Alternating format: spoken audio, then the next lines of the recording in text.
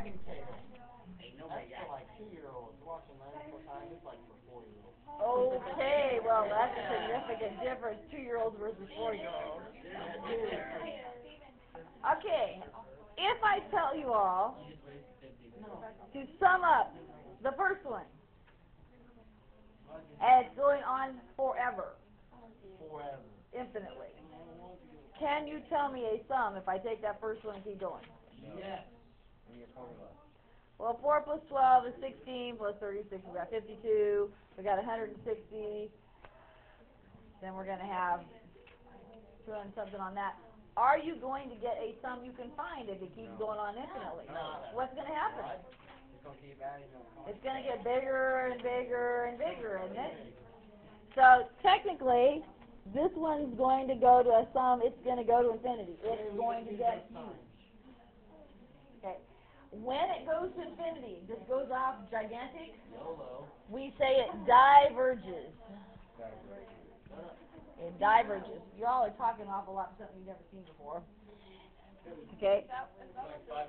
Well, I've seen the sign before. If it's going huge, if it goes off to infinity, it diverges. Okay, on this next one, though, I want you to watch what's happening. 6 plus 1 is 7, plus a half. The next number would be a fourth, then an eighth, then a 16th. So that's 7.5, that's going to be 7.75, that's going to be 7.875. What's happening? Progressively getting smaller. The amount it's going up is getting smaller and smaller and smaller and smaller. That one is going to converge on an actual sum. It's going to, but as those fractions get so tiny, they're almost zero. It's going to converge or It converges, yes. It converges. Now, our question is going to be, how do we figure out what number it's actually converging on?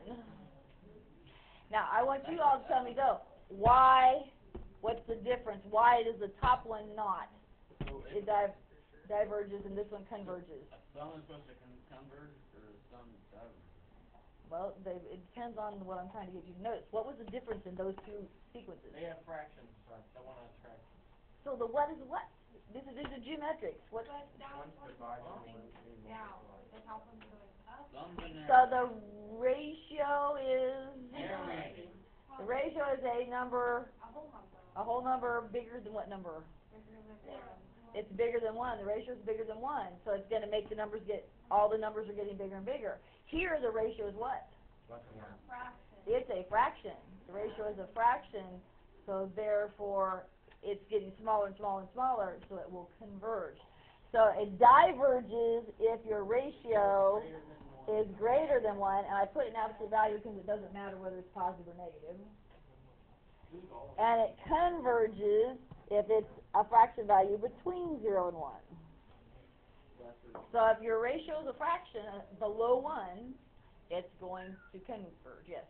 Is this what it says on the journal when it says this occurs when? Yeah, it occurs when the ratio is, Yeah. What about a sum and a So narrow? it's less than 0. So narrows. so if your ratio is a fraction, it's some fraction between 0 and 1, it's going to converge on a number. So is that okay if I write that down? Yeah, that's what I want you to write down. Now, our problem is I need a formula for the sum, and it's actually really slick. It's actually the easiest formula you're going to do, too.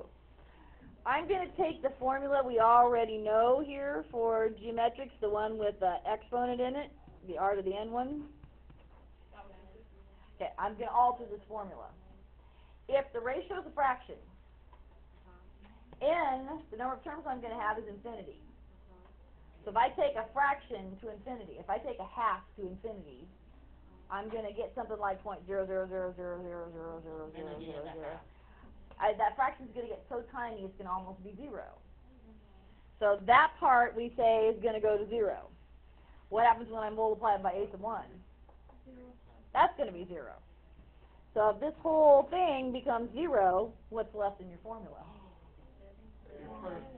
First term over 1 minus the ratio. So if you want to sum up an infinite series, an infinite geometric, I should say, it's just first term divided by 1 minus ratio. There will not be a subscript number on it because you're going to infinity. Shouldn't that be SN? No, because there's not a number of terms. It's forever. They don't write it SN. they do not write it. It's just first term over 1 minus r. So it's a really easy formula. Okay, now, so on this problem, fill in for this second problem we were doing. What was our first term? 4. What was our ratio? 1 minus, 2. We were doing second number divided by first. Half. Our ratio here was a half. So I have to do 4. 1 minus a half is a half. 4 divided by half is really... 2. Nope, you gotta flip it over. 8. So that one's going to converge on the sum of 8. If it goes on to infinity, those are all going to add up to a sum of 8. Is that the same? Think about I'm adding forever and I got an answer. Just exploded. And there's all kinds of more fun infinite series if you get to take out 2. So that's it for our infinites here.